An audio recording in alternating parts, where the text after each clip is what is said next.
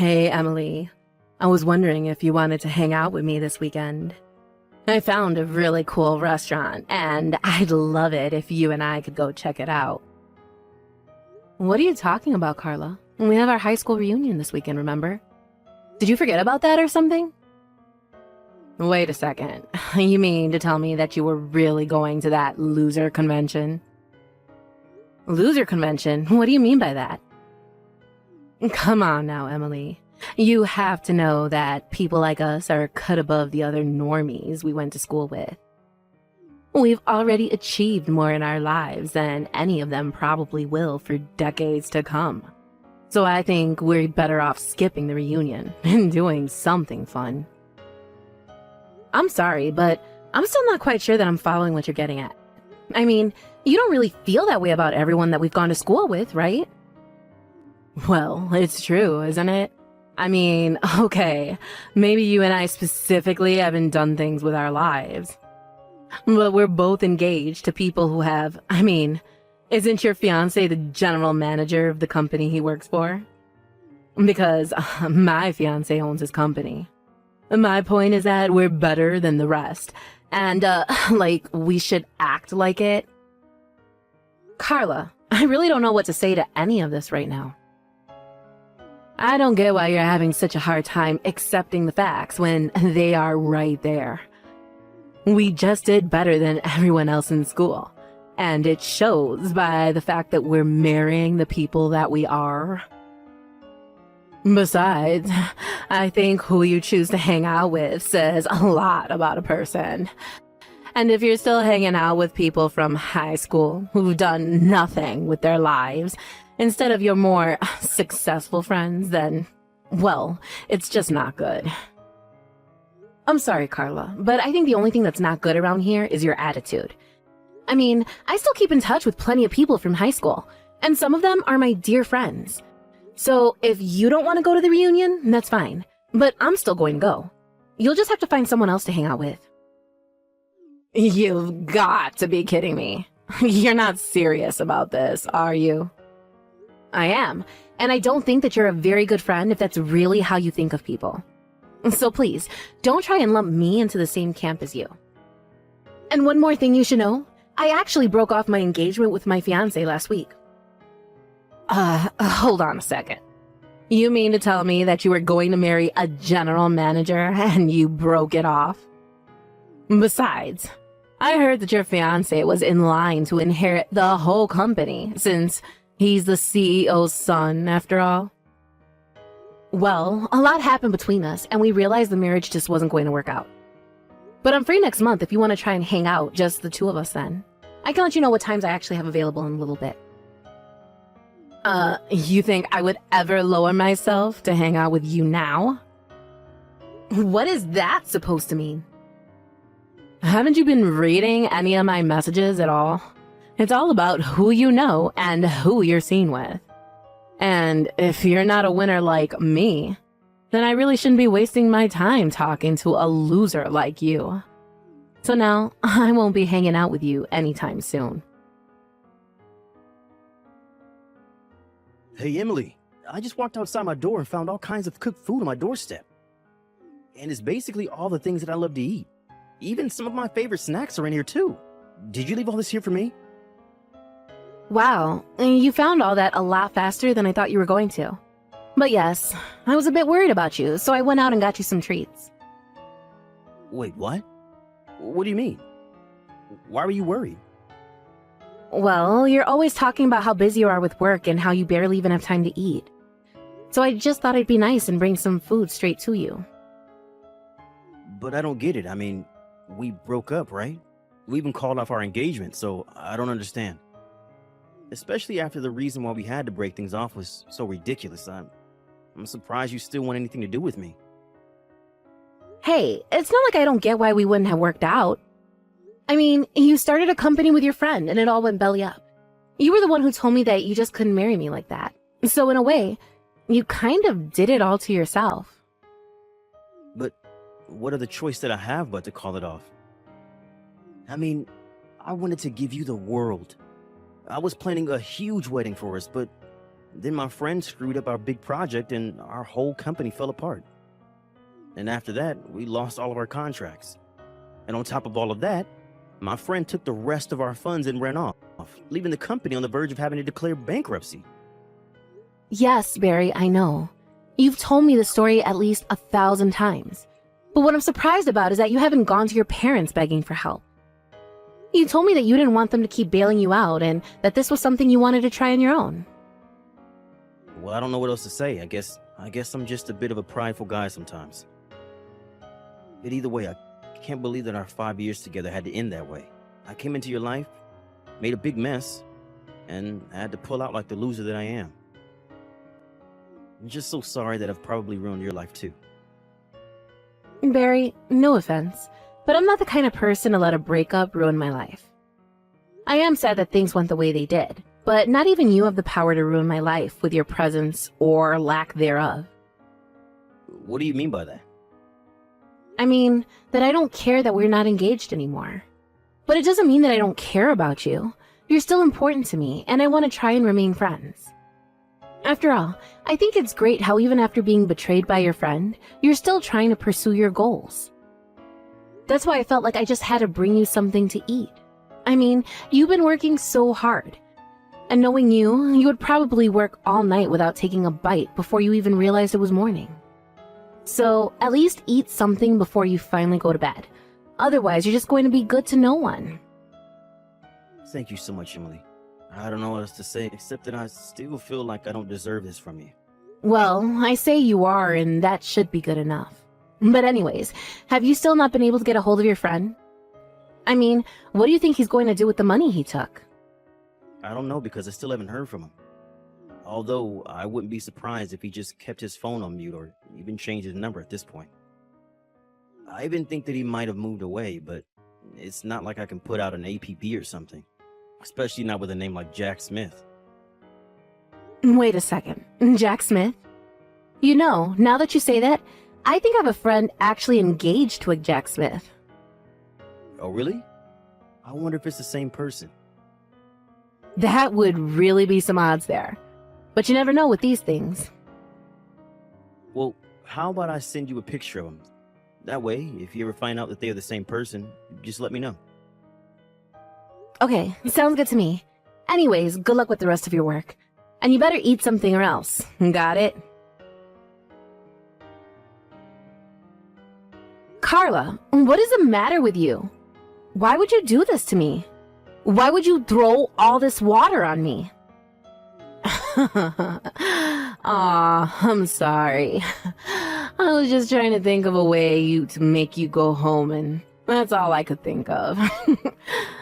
But this is what you get for not leaving when I told you to the first time. I just had to do something to make you go away, you know?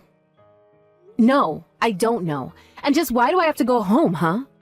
I thought you invited me to your wedding because we were friends. Why even send an invite if you're just going to tell me to go home? You're almost right there. I almost saw you as a friend, but then you revealed to me that you were nothing but a loser. When I heard about how you broke off your engagement, I instantly started to regret inviting you here. And so, when I saw you arrive this morning, I knew that I had to do something. You could have just told me before I got there that you didn't want me to come. You didn't have to dump a bucket of water on me like some kind of middle school prank. I have had enough out of you. We're not friends, got it? I wouldn't want to be friends with some poor nobody like you anyways. I mean, you were so close to marrying so rich, and then you screwed it all up. You really think I'm poor? Is that what this is about? Well, of course you are.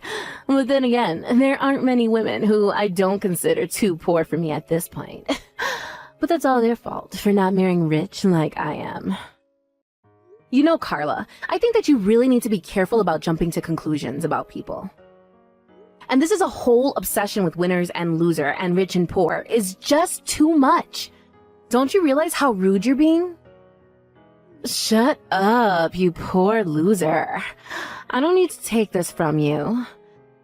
You could have been my friend, maybe even my equal almost. But now it's far too late for any of that. And that's why you'll never be anywhere near my level again. What are you talking about?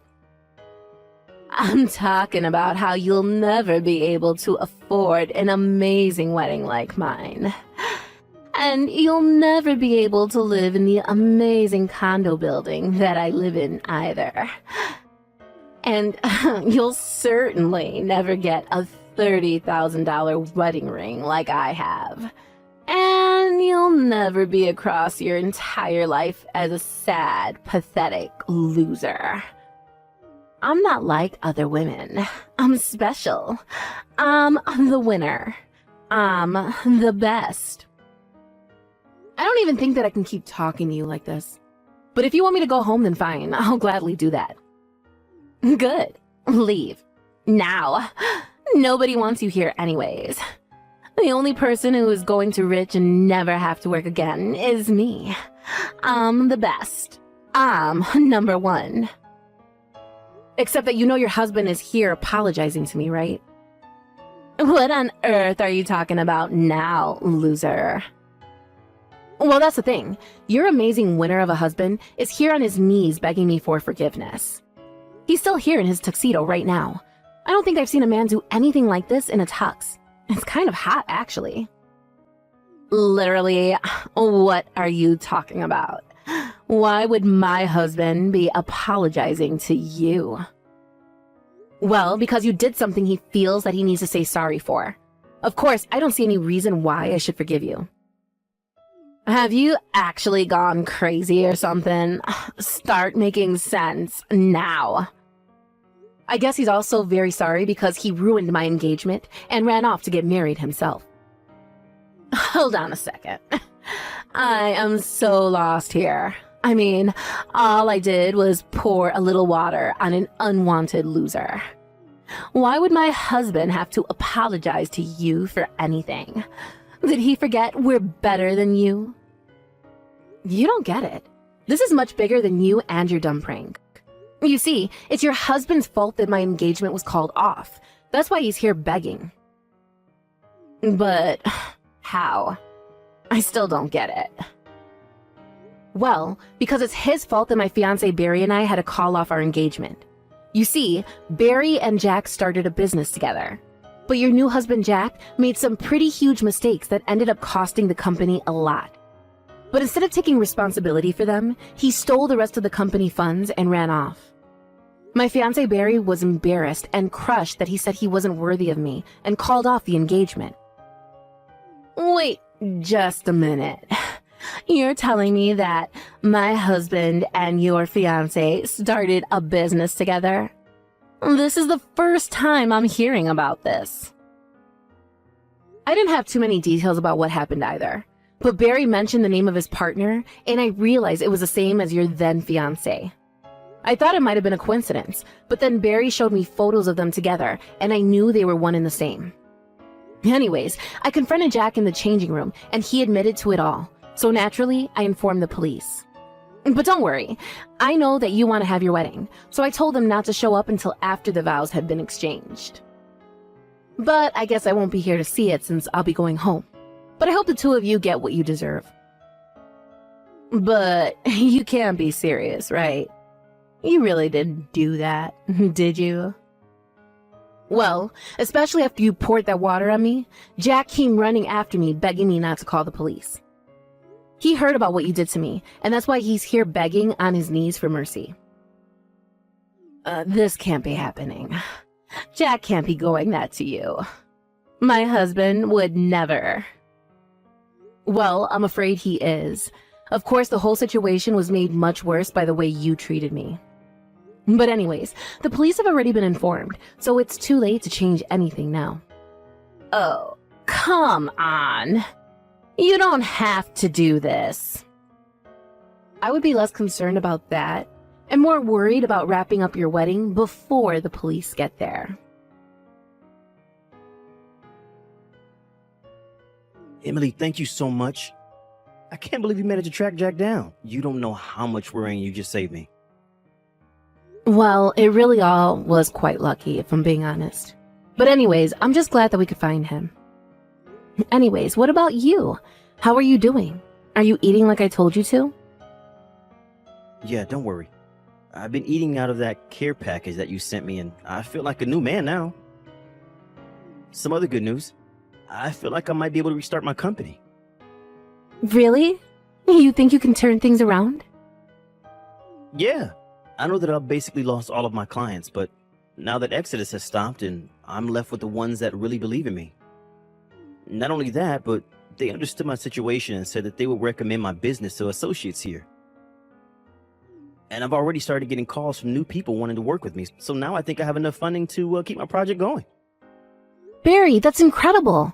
Congratulations on that. That's so amazing. I knew that things would work out for you. It's not me. I've just learned so much about business ever since I was little from my parents. I mean, I feel lucky that I was born into the family that I was, but also because of it, it means that I understood the risks of doing business.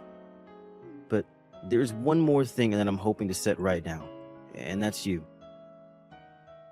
Me? What do you mean by that?